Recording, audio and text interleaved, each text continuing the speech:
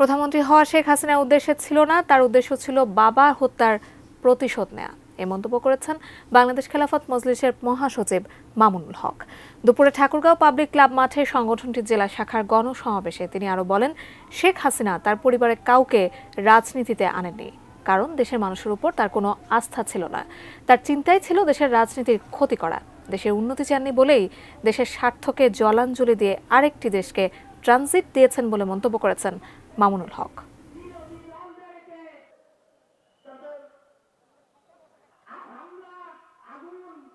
তার চিন্তা ছিল বাংলাদেশের রাজনীতির 12টা বাজায় তিনি যা আছে তা তলপিতল বানিয়ে দেশ ছেড়ে চলে যাবেন।